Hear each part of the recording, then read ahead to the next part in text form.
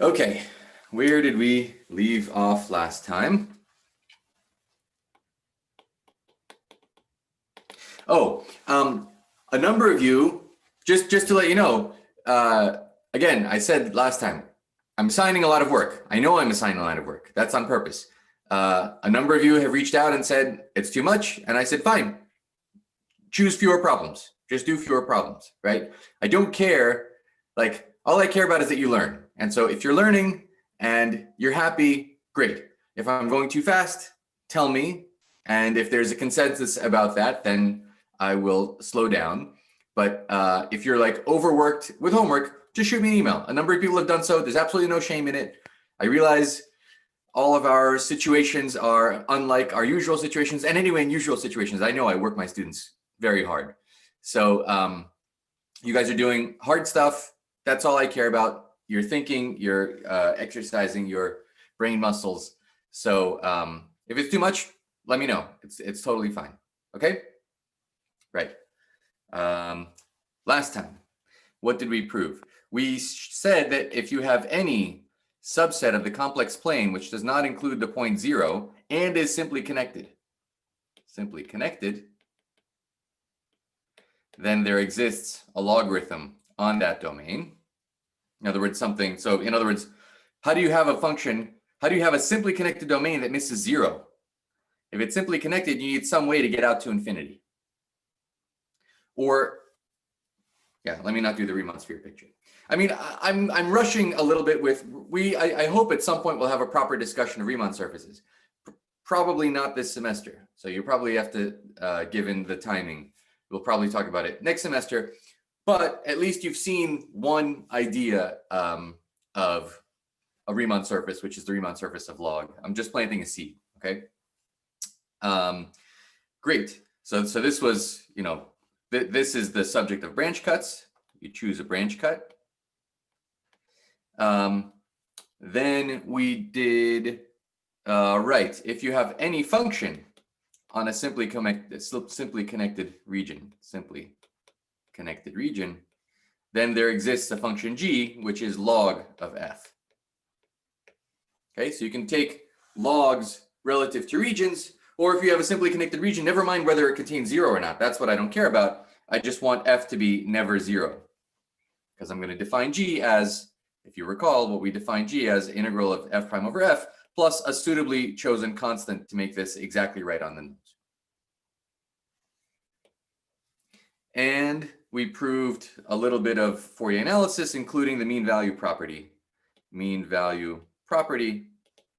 That if you take f of z0 plus r e to the I theta, so r is some smaller disk within which f is holomorphic, you integrate from 0 to 2 pi d theta and make it an average, the length of the integral is 2 pi, then this average over f over a circle gets you, so the mean value gets you the value at the center, recovers the value at the center.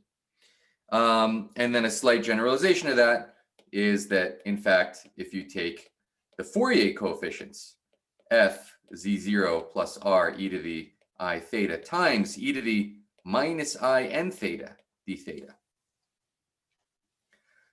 this will get you the nth derivative of theta if nth derivative at z0 at the center if n is positive and 0 otherwise. Okay, so this is like a mean value theorem on steroids. Not only will the mean value theorem get you the value, but the mean value twisted by this exponential sum, by this exponential character, will get you the nth derivative. And it's just a simple reformulation of the Cauchy integral formula.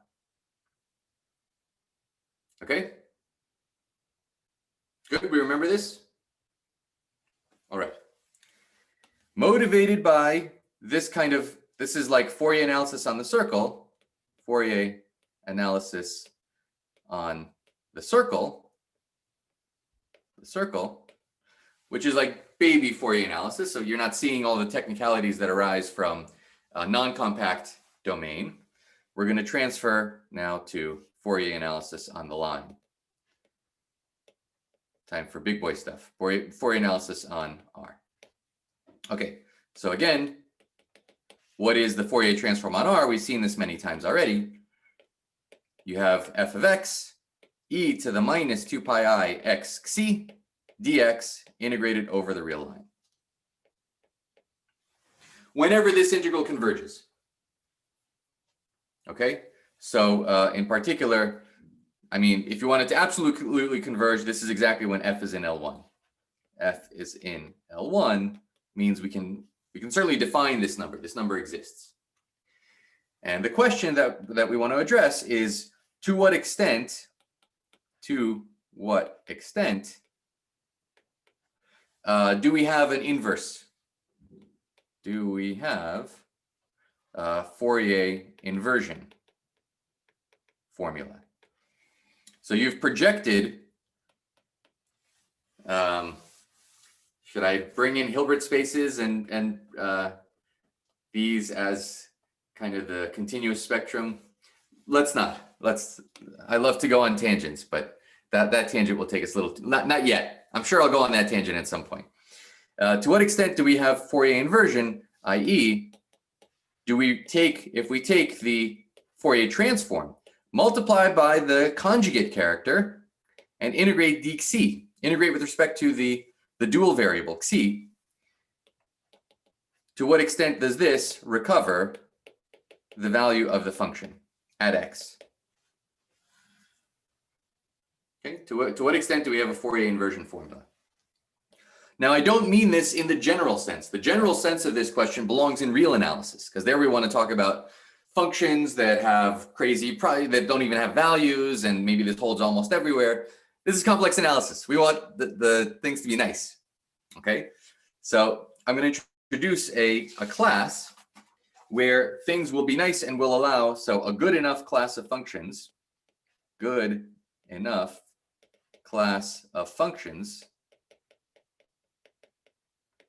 for our purposes, for the purposes of our study, will be the class f sub a. So this is for every a positive. This is the set of functions f that's holomorphic on the strip imaginary part of z less than a. So here's the complex plane. Here's a and here's minus a. And I want functions that are holomorphic in this strip such that I want them, the non-compactness is only in the x variable. I want them to decay fast enough in the x variable that I can do analysis, such that there exists a constant so that for all y less than a, and for all x in R, f of x plus iy, so in this strip, you're always bounded by, I don't have any decay in y because I have a finite part in y. I want something faster than 1 over x. 1 over x is not going to decay, is not going to converge. I mean, 1 over x is not integrable. 1 over x squared is integrable. Okay, so I want this, whatever this function looks like, it goes down like 1 over x squared. Really, all you need is 1 over x to the 1 plus epsilon. And really, you need even less than that. But we're doing holomorphic functions, so we'll have nice polynomial decay rates, 1 over x squared. Okay? Does that make sense? So this is a class of functions where we have kind of decay, and it's a nice class, right? Well, maybe it's empty. Do we have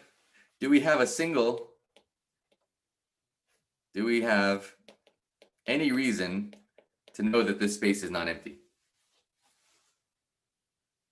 Before you do something on a space, you define this nice space. Let's make sure we actually have some elements in it.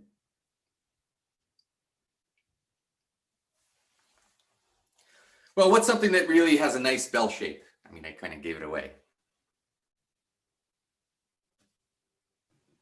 Gaussian? Yeah, let's try a Gaussian. What about Gaussian? What about the Gaussian. F of x is e to the minus 2 pi, or f of z rather. Z is our complex variable.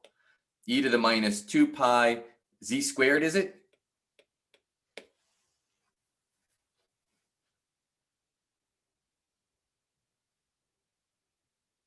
So what can we say about this?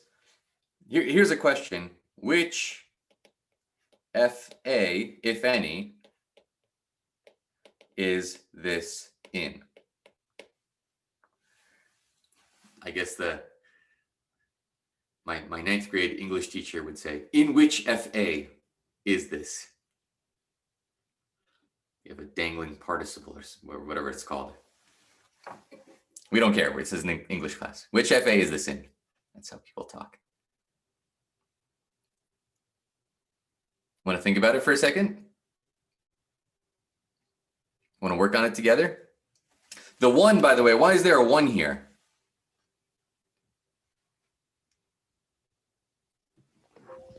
So that the denominator is not 0? Yeah, so that near 0, I don't want it to blow up as you go to 0. Because if it blows up, then it's also not integrable. 1 over x squared is not integrable at 0. It is integrable at infinity. So I want it to be just bounded near 0. I don't care what it does near 0. It's just bounded. But then out at infinity, I want it to decay nicely in x. So does that happen for this function? Well, let's take absolute values. Take absolute value of e to the minus pi x squared, x plus I y squared.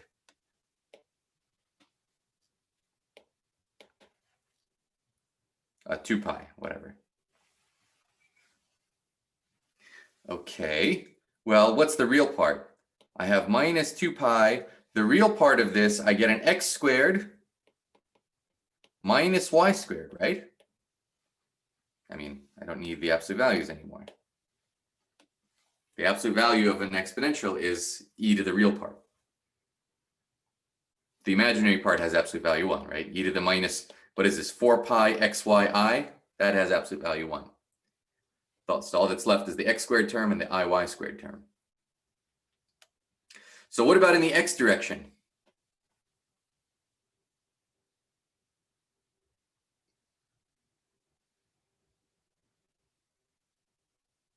Can I pick on somebody? Burchin, can I pick on you? No. Ishan? Since it's never less than 0, it's going to be strictly less than 1. The exponential is going to be strictly less than 1. Well, let's be careful. Not strictly, not strictly. In the x direction, how is the decay? Oh, my apologies. It's going to be no less than e to the 2 pi. So let's write, this is a little subtle, which is why you see there's minus minus. So there's an e to the plus 2 pi y squared. So in the y direction, we're blowing up exponentially. I mean, e to the y squared. So fast. But in the x direction, we're decaying. So which FA, if any, is this in? Remember the class FA. We bound the imaginary part. Does there exist a constant so that this is bounded by some constant times something decaying in x? Wouldn't it be in every FA? It's in every FA. Who said that? Yeah, Kailash? Yeah. Why do you say that? Because you can just let c equal e to the 2 pi a squared. Right. If y is less than a, then this thing is less than e to the 2 pi a squared, which is just the constant. And so f of x plus iy is bounded by a constant times e to the minus 2 pi x squared. In every strip. Okay? So the Gaussian is in every FA. It's in the union over all A of FA, even though it blows up exponentially in the y direction. The y direction is capped. Okay, we have control in the y direction. So it's in the union over all of these FAs. Let's call this F.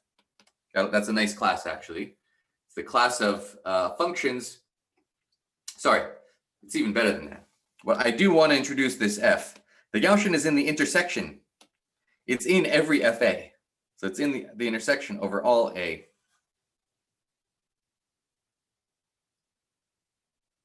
It's not in some A. I do want to introduce the class, so let me introduce it. Is the class of things that's in some A.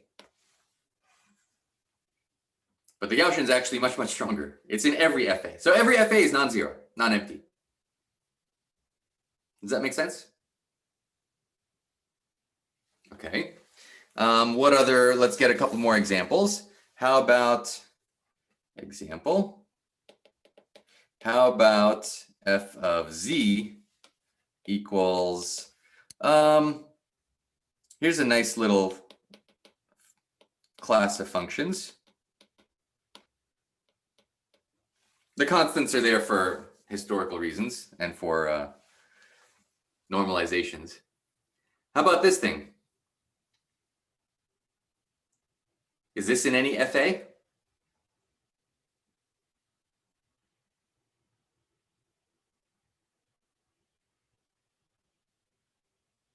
Nick, what say you? Sure looks like. Yeah? Let's say C is a positive constant. What's the I'd say, I'd guess all of them, but that's without writing anything down. okay. Is there any place where this function might have trouble? Oh yeah, IC At IC and at minus IC, IC. of course. Okay, so never it's mind. So between those, Yes. So it's in the intersection of all FA where A ranges up to C.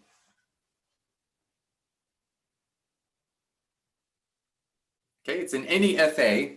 It's in any FA as long as A is less than C. Because you want it to be holomorphic in the strip. Okay. And in the x direction, well, the y direction is fixed. In the x direction, yes, it's decaying like 1 over x squared. Okay.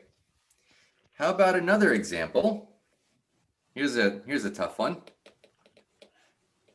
F of z is 1 over cosh of pi z. Take 4 minutes and tell me which FA this is in, if any.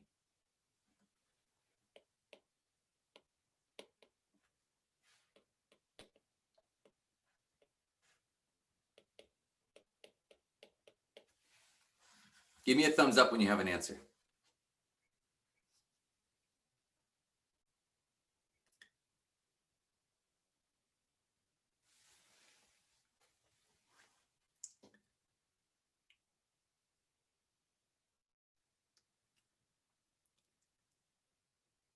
Ishan, any ideas? I want to say A less than 1 Interesting. Why do you say that? because of the poles at the imaginary points at at all the imaginary integers I times z or times some constant. I may be off by a constant. Maybe I'm wrong about that too. I'm not sure. You're very close. Am I just off by a constant? Is that the You're just off by a constant. okay? Yeah. 2 pi I pi. I don't know. They're all equal to 1, right? Yeah, let's figure this out. Let's figure this out. So what is cosh? So cosh, we're worried about when cosh vanishes, right? Cosh is e to the pi z minus e to the minus pi z over 2. So if the numerator vanishes, how can the numerator vanish? That means e to the pi z is equal to e to the minus pi z. So let's multiply through by e to the pi z. That's e to the 2 pi z is equal to 1. So 2 pi z is 2 pi I times an integer.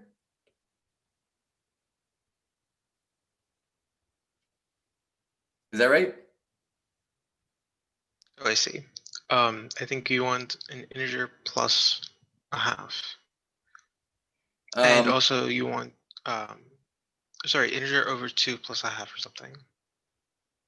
That is what I want. That doesn't seem to be what I'm getting right now. The formula for cosh is e power pi z plus e power minus pi z, right? Thank you very much. I was doing sinh. That's where the mistake was. There's a minus sign here, there's a minus sign here, and to be minus 1, we need an odd power. So this is 2n plus 1. So the 2 pi's cancel, and z is an odd integer. I times an odd integer. You had too many 2's on the right side. You need pi I 2n plus 1. Yes, thank you. It's just pi I 2n plus 1. And so I get half integers. Okay, so the polar behavior, again, we've done this before, which is why I knew the answer should have been a half and 3 halves and negative a half and negative 3 halves. So A needs to be less than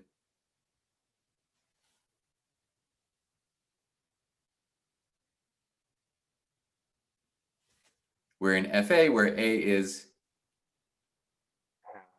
less than a half. Yep. Any A less than a half. Okay. You guys see that? Now, what about in the Y direction? So in the X direction, this thing decays like cosh for any fixed Y. And in the Y direction, well, it can grow, but its growth is restricted by the fact that the imaginary part is restricted. So how do we know that the growth is less than 1 by 1 plus x squared? Because this is an exponential? Yes. Okay. Yes, the exponential will decay faster than any, whether we're going in this direction or in this direction, we have exponential decay. Okay. Okay. Well, cosh will have exponential growth in either direction. So 1 over cosh will have exponential decay in either direction. Does that make sense? Okay.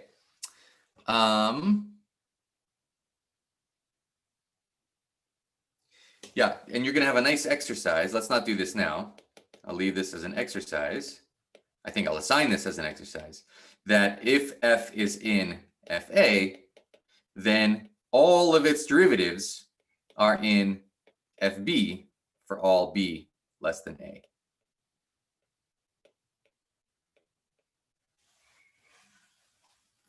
Okay, so if you just give yourself a tiny little bit of wiggle room, all of the derivatives will lie in FB.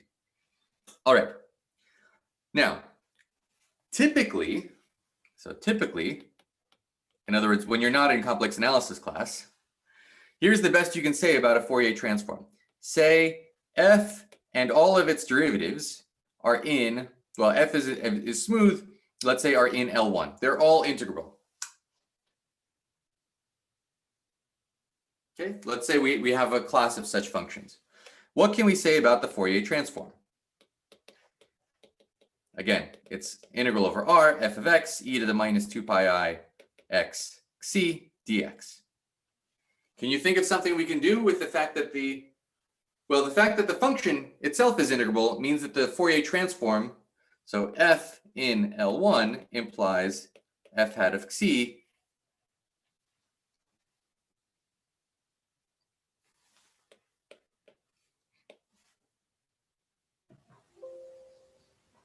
It's finite. is finite, is bounded. Right? The Fourier transform does not grow, does not ever grow in xi. That doesn't mean it's integrable. All it says is it's bounded over the real line. We're going to have trouble inverting if the function is not integrable. What do we know from the fact that the first derivative is in L1?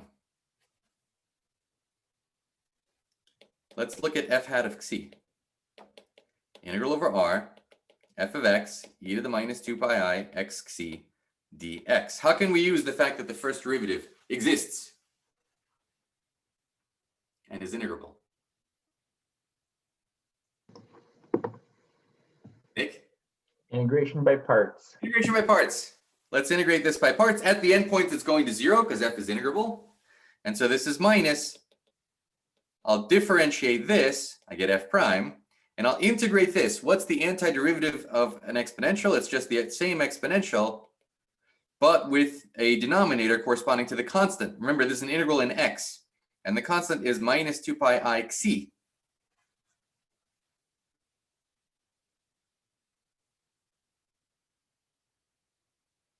And so if I put absolute values,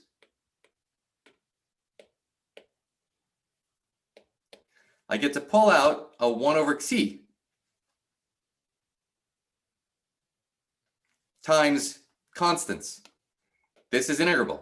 So if I put absolute values here, and this has absolute value 1, then the whole thing is integrable.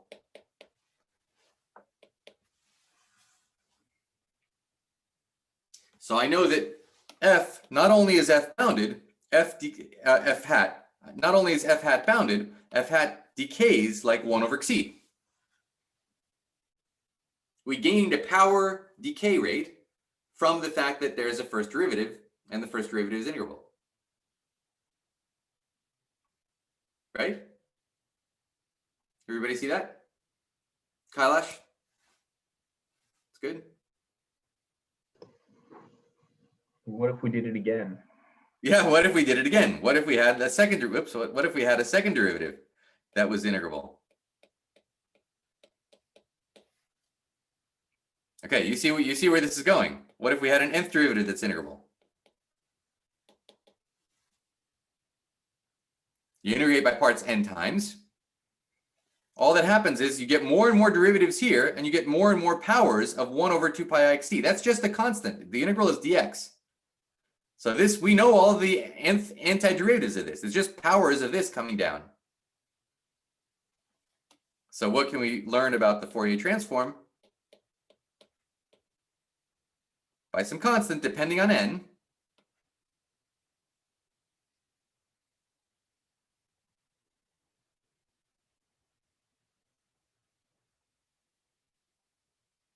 And what am I going to write here in the denominator? Have I lost all of you, or am I boring all of you? And everyone knows what I'm about to say, but nobody wants to say it. Sriram? It's mod zeta power n or psi. Right, mod c to the power n, exactly. And I can put a 1 just to make sure that I remember that near 0 it's still bounded. I mean, I didn't lose this fact. So at infinity, it's decaying. So this means if your function is smooth. So if f is smooth and all derivatives are in L1, then the Fourier transform has super polynomial decay. Super polynomial, faster than any polynomial decay. You give me a polynomial, 1 over a polynomial decays like 1 over the degree of the polynomial. But I can beat any polynomial because I can always take a higher degree. So your decay is really, really fast. There's a huge range between super polynomial and exponential decay. Right? You guys know about intermediate growth functions. What do you have between polynomials and exponentials? Let an be n to the d, and let bn be e to the n. Does there exist some sequence Cn so that the an's, so that an over Cn goes to 0 and bn over Cn goes to infinity? Is there something in between, something that grows faster than a polynomial, faster than any polynomial, but still slower than exponential?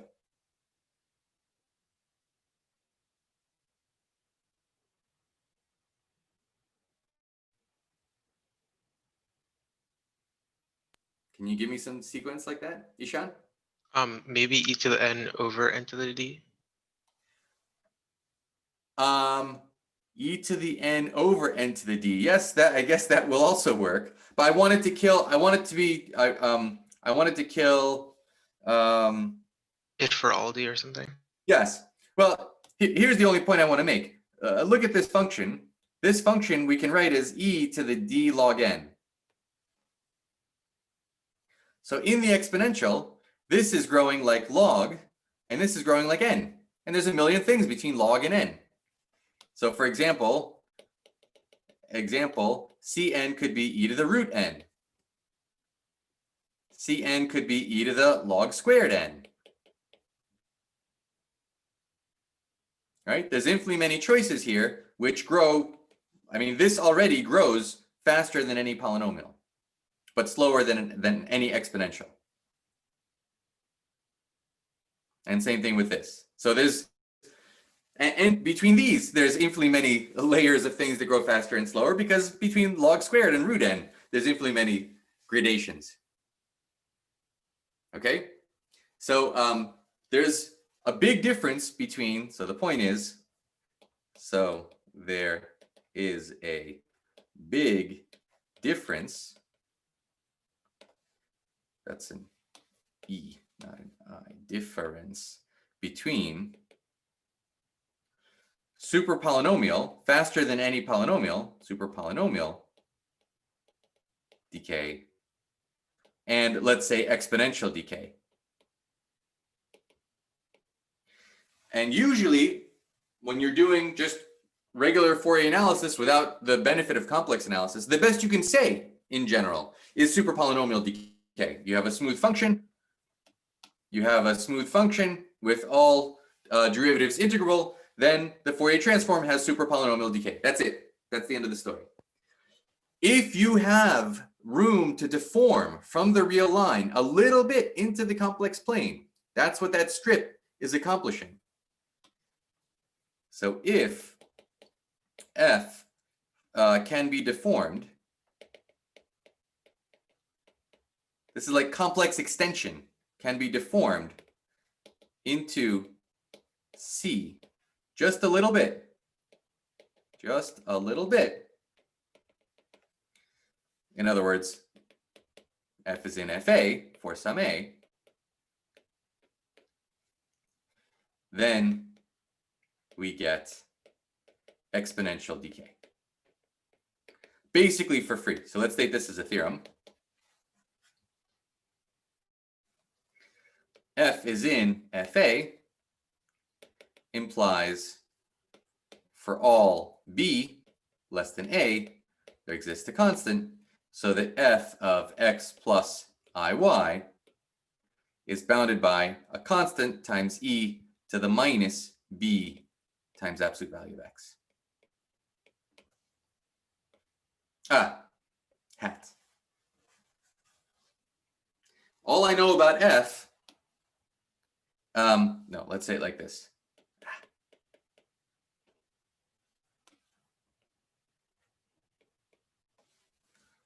Okay, all I know about f is that it decays quadratically, but it has this deformation into the complex plane from the real line where it's originally defined. It has a deformation into the strip. That forces the Fourier transform, I guess I'm missing a parenthesis, that forces the Fourier transform not only to have, we know that f is C infinity, because it's holomorphic. Holomorphic implies analytic, infinitely differentiable. Not only do we get every power decay on the Fourier transform, we get exponential decay on the Fourier transform. Okay, and the proof, as usual, is one line. This is complex analysis. Proof.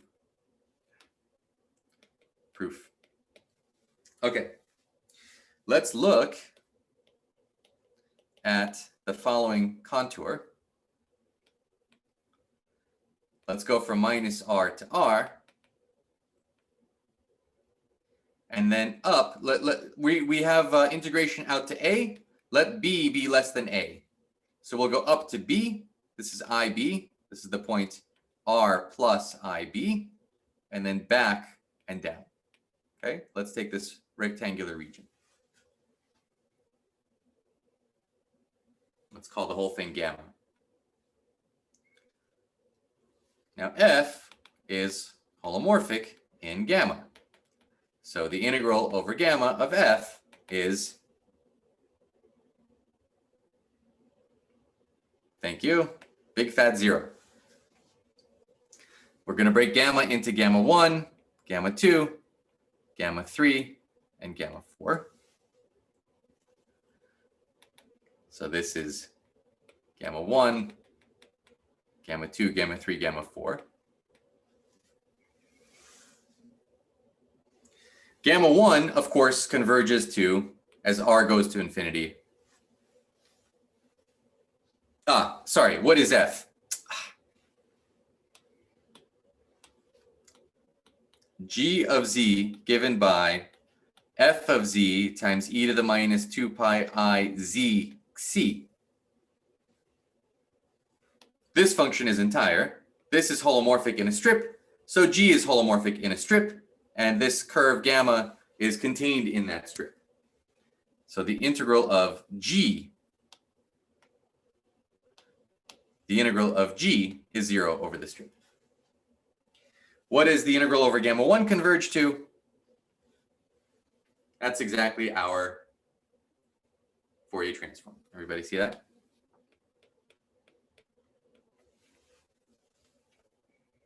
All right, let's look at gamma 2. How do we want to parameterize z on gamma 2?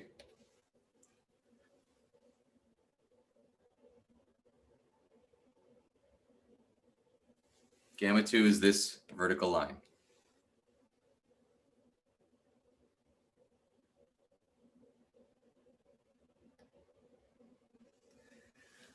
Now I know we're all asleep. We can't parameterize a vertical line. Who can I pick on? Bertrand, can I pick on you for this one?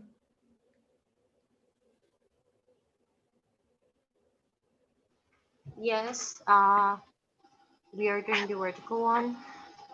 So z is r plus I y. Perfect.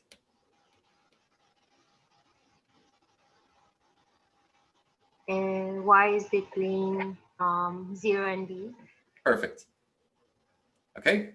And z prime of y is I. Thank you. So this is the integral from 0 to b. G of z, g is f of z.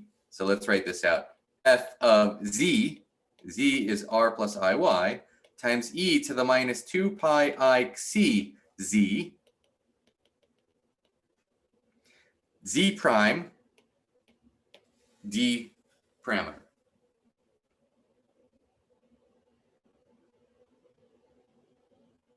Did everybody get that? Okay. Let's take absolute values. Integral from 0 to b.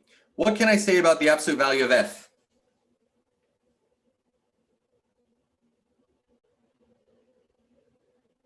Remember that class, FA, this Fourier class? In the x direction, in the y direction, we're just bounded. In the x direction, we have decay. Quadratic decay. Right. So f is bounded by a constant 1 plus r squared. How about this? What can we say about this? I mean, this has absolute value 1. There's a dy. And what about this thing? What's this in absolute value?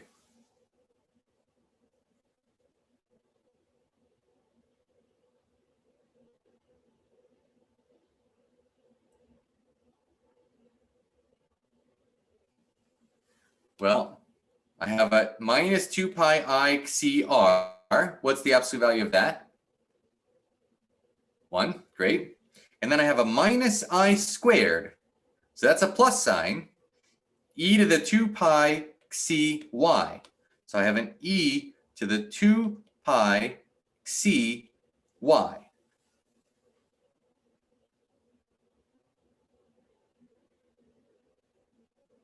Does everybody see that?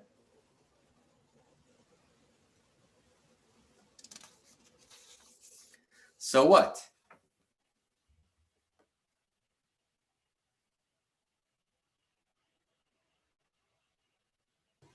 Y is less than B. Y is less than B. Y is definitely less than B. But this looks bad. Right? We're trying to prove, what are we trying to prove? We're trying to show that C, oh, this doesn't look bad. This doesn't, at first it looked like we had some kind of exponential growth. No, it's bounded. Just write down the length. It's bounded, exactly. This is bounded by, Constant. the worst this is e to the 2 pi I, e to the 2 pi c b. I don't know if c is positive or negative, so I should put absolute values here just in case. C could be both positive and negative.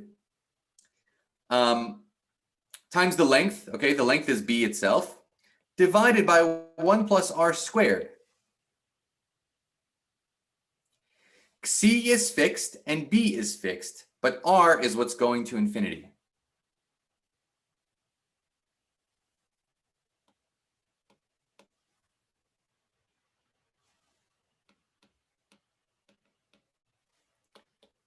C is fixed and b is fixed.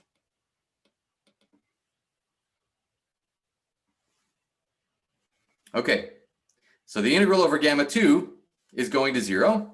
The integral over gamma 1 is going to the Fourier transform. The integral over gamma 4 is very similar to gamma 2.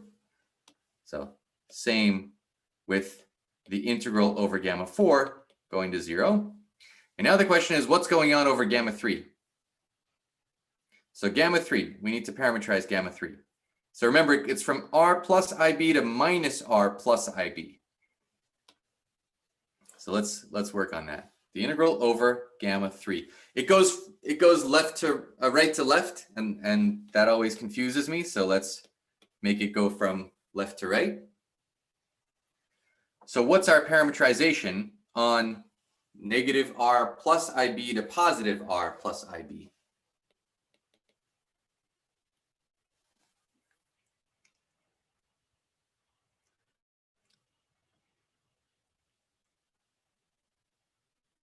Should I pick on someone, or does someone want to volunteer? Ozan?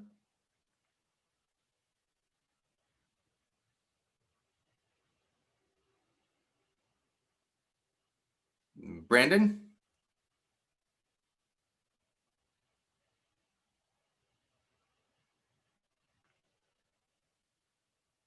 Anna? I'm Anybody? here. Okay, X plus IB, where X is between negative R and R. perfect. Thank you. Okay, so I have negative, the integral from minus r to r. We have to do this carefully, right? We have to get we're trying to understand what's going on. Integral from negative r to r, f of x plus ib, e to the 2 pi I, e to the minus 2 pi I, c z, x plus ib. Right, that's g, this is g. And then the derivative with respect to x is 1 dx.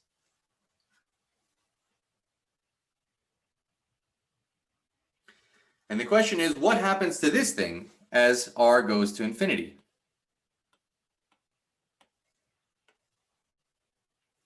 What can we say about the integral over gamma 3? Remember, as r goes to infinity, gamma 1 is converging to the Fourier transform. Gamma 2 and gamma 4 are going to 0. Can we say something about the decay rate of gamma 3? So the minus sign is irrelevant. The imaginary part here is minus 2 pi I cx, so that is irrelevant. The x direction is irrelevant.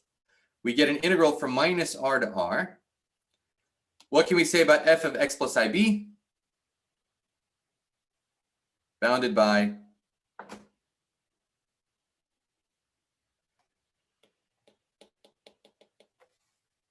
this decay rate. And what can we say here?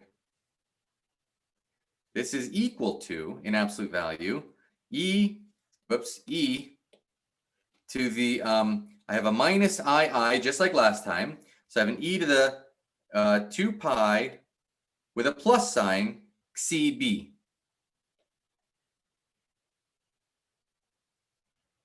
dx.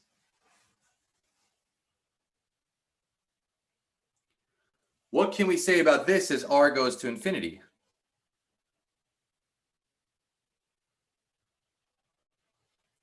I have an e to the 2 pi CB times pi. Yeah, we can even evaluate this integral, but never mind what it is. This, as r goes to plus and minus infinity, I mean, as r goes to infinity, so the integral goes from minus infinity to plus infinity, it's just some other constant. So you should get used to the fact that when you see constants on one side and the other side of an inequality, it's not the same constant. C represents a generic constant. I don't want to write C1, C2, C3, C17. Okay?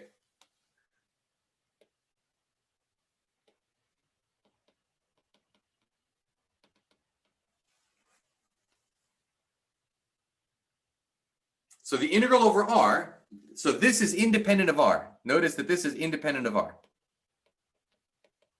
What have we shown? This integral over gamma converges to the actual Fourier transform of xi minus, well, the limit of the integral over gamma 3, and that's 0. So the integral over gamma is always 0. But this thing in absolute value, so if we take absolute value of both sides, it's bounded by some constant times e to the 2 pi CB. Is this good or bad?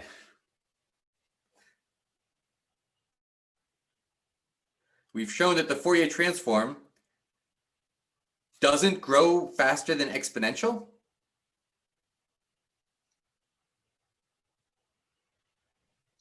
Maybe we wanted to do the bottom. Well, that's exactly what we want to do if xi is positive. But if xi is negative,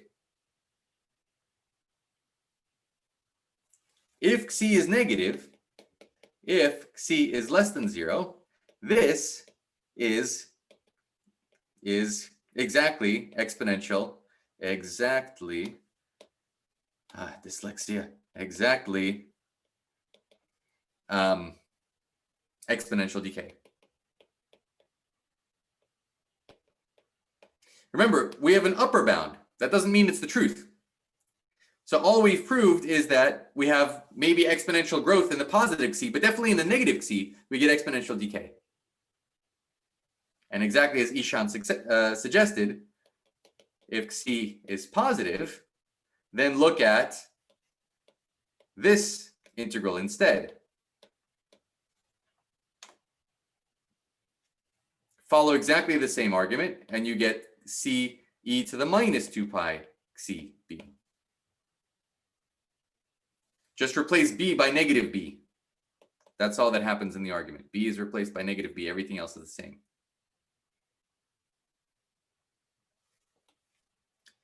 So we know, f hat of xi is bounded by one thing that decays like this and another thing that decays like that. And it's bounded by both of them. Well, that means it decays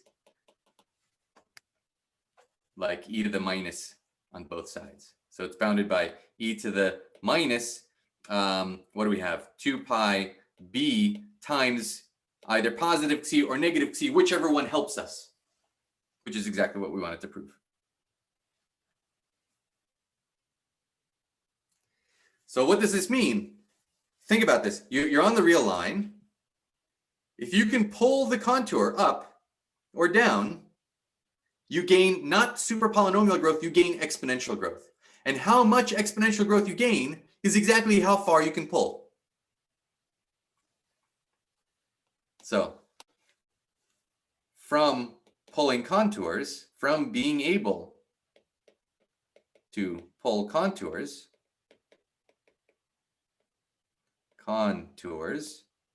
we gain exponential decay, not just super polynomial, not just super polynomial. And how much we gain, in other words, what this constant is exactly directly related to how far we can pull. How far we can pull.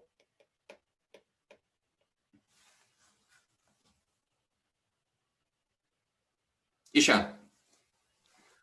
Are there examples of functions which are not extendable in that way, that are infinitely differentiable? Yeah, take your favorite real function, you know, that has like some nice decay property but doesn't have a analytic extension. Are there like So- clear examples, or like a specific example? Well, if that f I can is use real to on the anchor? real line, right? If f is real on the real line, then that's your function u. That's the real part of f.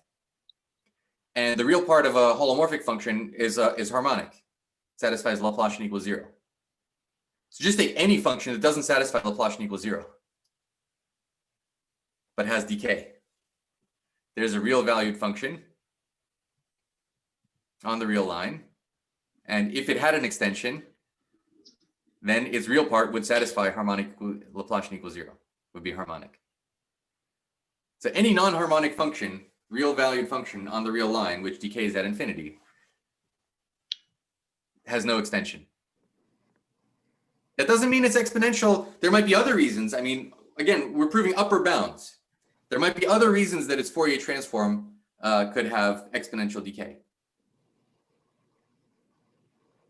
But there's no immediate reason. This is a very powerful thing. Being able to do this extension. You know, Poincaré made he made a living on many things, but one of the things he became very good at is pulling things. Like if you have circle inversions in the plane, what you should really be thinking of, you should pull them up into the upper half plane, into the hyperbolic plane, into hyperbolic space, and think not of circles, but geodesic hemispheres. I mean, okay, this is a detour that we could really take an hour on. But I just want to plant this seed that being able to pull contours is very powerful. And this is just one manifestation of that. All right, let's take a question. So if we have a function that does have some kind of exponential decay, and we know we can extend it holomorphically at least a little bit, if we know it has like e to the minus 2 pi bxe decay, then do we know we can pull it to b? So wait for the Paley-Wiener theorem. All right. There's a converse to this, which is when is a function extendable, depending on what we know about the decay rate of its Fourier transform. That's coming. Okay, let's take a little break. All right. Good. So we have proven this exponential decay. Now let's make this class, this Fourier class, pay for its name. So if you are in some FA, then you do indeed have Fourier inversion. If you take the Fourier transform, multiply it by e to the plus 2 pi I xc, and integrate dxc from minus infinity to infinity, you will recover f of x. Pointwise, this is pointwise for all x in R. Okay. Now you saw in the previous proof that it is that the behavior of this function changes dramatically depending on whether c is positive or negative. What we can say about it. I mean, we can say the same thing, but we have to break it up into positive and negative cases. So in the same way, we're going to break this up into an integral over 0 to infinity plus an integral from minus infinity to 0. Let's look at the integral. Okay, so proof. Let's look at this integral. So we have an integral from 0 to infinity. By the same contour pool, so we have an integral from 0 to infinity. Okay.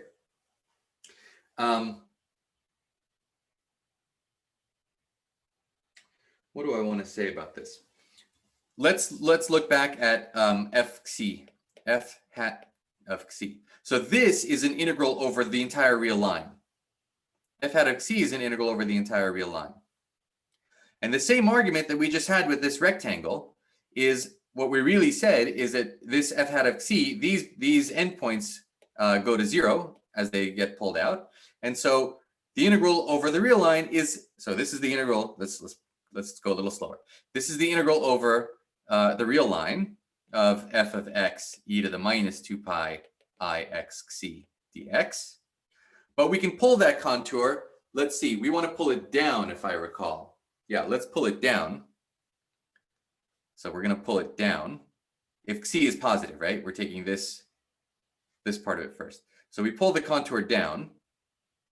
And this is equal to an integral from minus infinity to infinity, f of x minus ib e to the minus 2 pi I c x minus ib dx. Okay, that's basically what we proved in the previous argument. We took the real line, we take this contour, the integral over all of these is 0, the integral over these endpoints goes to 0 as we go out, and so the integral over the real line, which is the original integral, is the same, or this integral minus the negative of this integral, if it was oriented properly, is 0, and so let's orient it properly, and this line can just be pulled down to that line. That's what that contour pulling argument accomplishes. Is everybody happy with this? Okay. So once we've pulled this down, we're going to use, this is true regardless of the value of xi, but if xi is positive, it's advantageous to have done this because this is where we win our exponential decay in xi. So then, when I write integral from 0 to infinity, f hat of xi e to the 2 pi I x xi dxi, let's use a different dummy variable here so that we don't get confused with our x's. Let's make this u.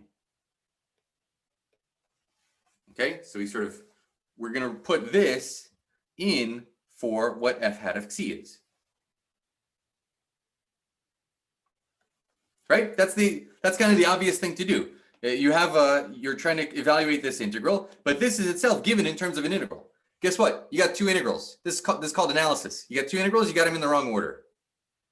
Okay, knee-jerk reaction. You guys are I'm gonna have a test at the end of the year. I'm gonna hit your knee, and if you see two integrals, you should just switch them, and then you figure it out later if it was okay or not. All right, so that's the test of whether you're an analyst. You see two integrals, you just switch them. Well, you can't do that here because depending on which sign of xi it is, you want to pull it in different directions so that you gain. So first we break it into two integrals, then we on each double integral switch orders. Okay, so xi is positive, we pulled it into the negative direction. Let's unroll all of this. So we have an integral 0 to infinity, integral from minus infinity to infinity. F hat is f of u minus ib e to the minus 2 pi I xi u, and e to the minus I, so that's a minus 2 pi xi b. Remember, xi is positive. I mean, du dxi. So this xi is positive because the range of xi is over the positive numbers.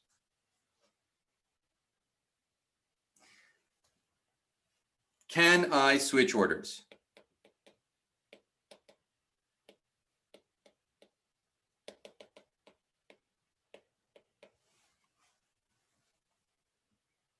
What do I need to be able to switch orders? Aren't we missing an e power 2 pi xc? Thank you very much. Thank you. This was all f hat, and inside here I need an e to the 2 pi I x xi, which is exactly why I wanted to not call the dummy variable u, so we don't get it confused with the variable x that we're integrating against. So, do we have Fabini-Tonelli? What does Fabini-Tonelli say? can reverse orders whenever.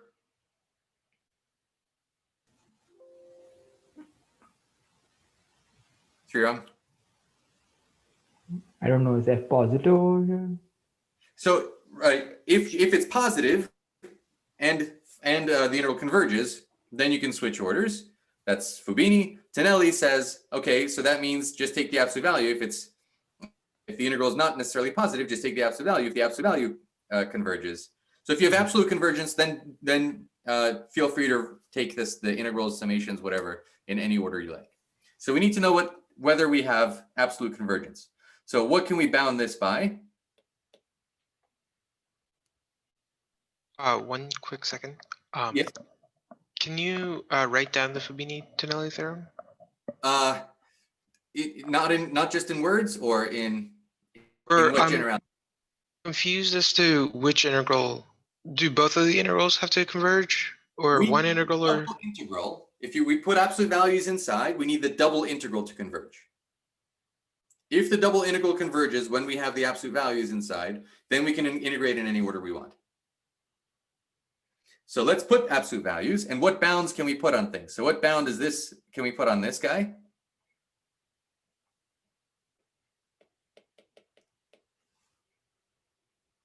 One over u squared, right? That's because we're in this class. What's this bounded by? Yes. What's this bounded by? I mean, it just is what it is. And then this has absolute value 1. And so look at the integral. We have an integral over the real line with a 1 over u squared. And then we have an integral over the positive reals with an e to the minus 2 pi b xi, dxi. So we have exponential decay here, only in the positive direction, but we're only integrating over the positive direction. And over the real line, we have 1 over u squared, which decays sufficiently to be integrable. Okay, so we're perfectly integrable. Yes, we can interchange orders. But again, you just interchange orders first. That's what you should do. You just assume it's okay and then work out why it's okay. But yes, it is okay. All right, so let's write this out. We have an integral from minus infinity to infinity du on the outside. On the inside, we have an integral from 0 to infinity dxi. Here's the magical thing that happens. F does not have anything to do with xi. So f of u minus ib pulls out. Anything with xi stays on the inside. This has xi, that has xi, and that has xi. So let's write this slightly carefully. Let's say this is e to the, let's say minus 2 pi xi times, I want to collect this real part, and then I want to collect the imaginary part. So I have a minus 2 pi xi, I guess I have an iu and a minus x.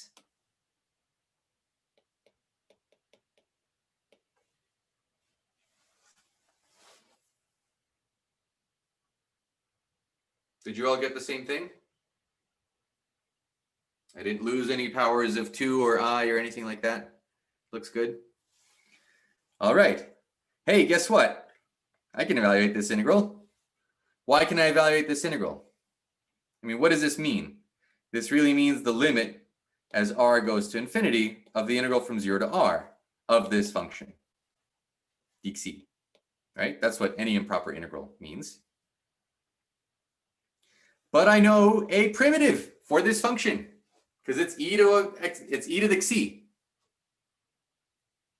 So I can evaluate this. The primitive of this function is e to the minus 2 pi xi times all of this stuff, b plus I u minus x, divided by negative 2 pi b plus I u minus x. That's a primitive for this function. In other words, we're just doing calculus, but it gets a little funny if we're doing calculus over these complex functions. Can we really say something like this? This is a primitive. This is a primitive. And so I can plug in the values of the primitive at r and at infinity. So this thing, how do I want to say this? without writing it all again. This evaluated from r to infinity, from r to 0. So what happens to this thing when we evaluate this at r, we set c equal to r, and then we send r, is anyone going to correct me? R doesn't go to 0, r goes to infinity here. So it's integral from 0 to infinity, by which I mean integral from 0 to r. So at r, we have e to the minus 2 pi r b. R is positive going to infinity, and then constants as far as c is concerned. So what happens to this thing at infinity? 0. Okay, so it goes to 0 minus what happens to it at 0. If c is equal to 0, then this whole numerator is 1. So this is minus 1 over minus 2 pi b plus I u minus x. That is one superpower I don't have on the chalkboard. Can't take it and stretch if I'm running out of room. Okay, let's put it all together. What have we learned? We've learned that the integral from 0 to infinity of f hat of xc, e to the plus 2 pi I x xc dxc, is given by the integral from minus infinity to infinity, f of u minus ib. That was this. And this we evaluated, and it's that, and it's kind of messy. Minus minus cancels. There's a 1 over 2 pi. And then there's a b. Let's see here. I guess I can say this as b minus. Let's pull an I out. Let's pull an I out of this. So there's a 2 pi I, and then that I leaves a u minus x, and then the fact that we pulled an I when we didn't have one means the b comes with a minus I. du. I think that's right. Richard, it's okay? Yeah. Beautiful.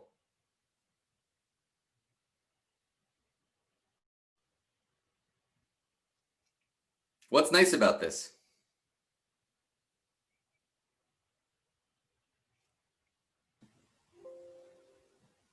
We have the same variable upstairs and downstairs. Yes.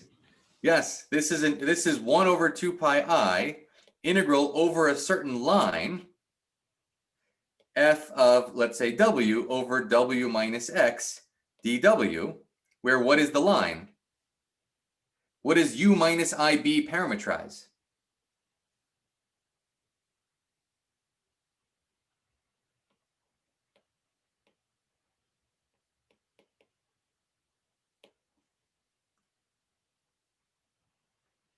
Does everybody see that?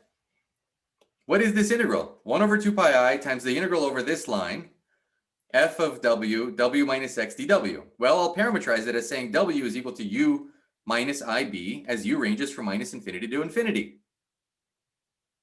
So I'll plug in w here and w there. And this integral actually is this contour integral. Cool? Now, what would we do in the other direction? So that was the integral from 0 to infinity. But the integral from minus infinity to 0, we would pull up. We would pull up and we would get a minus sign. So just, I guess, trust me on this. We get 1 over 2 pi I, so exercise. Should I ask you to hand this one in? Would that be a good? No, okay, you don't want to do it. Fine. I just had a whole spiel about how I give you too much work, and feel free not to do the things that I assign. If you really want to understand this subject, do this without me holding your hand. Okay, do this. You'll get an integral over another line. Let's call it L1. Again, of f of w over w minus x dw, but L1, I think no surprise, will be this height positive IB instead of negative IB. If c is negative, this is an integral dxc. If c is negative, we want to pull the contour up. If c is positive, we want to pull the contour down. So on the positive side, we get an integral over L. On the negative side, we get a negative integral over L1, which means really an integral over L1 in the opposite direction.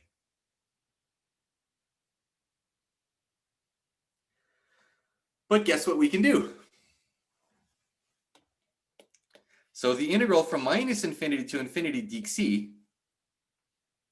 is the limit of integrals that go part of the way along L, let's say to R, up to, so this is R minus IB, up to R plus IB, back along L1 to negative R plus IB, and back down, of this function.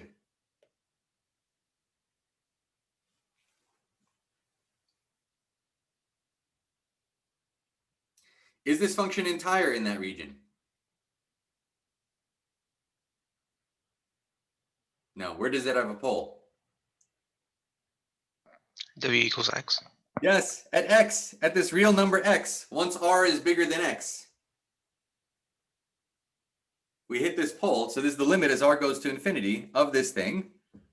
Or you could just use the Cauchy integral formula. This literally is the Cauchy integral formula that tells you that this value goes to, I mean, it just literally is equal to, once R is sufficiently large, so of course it goes to f of x. So we recover the value f of x because this is the Cauchy integral formula.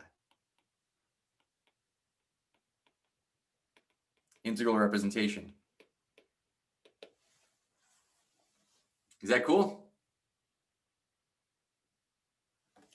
So just by a contour integral, we get to invert the Fourier transform. Any questions?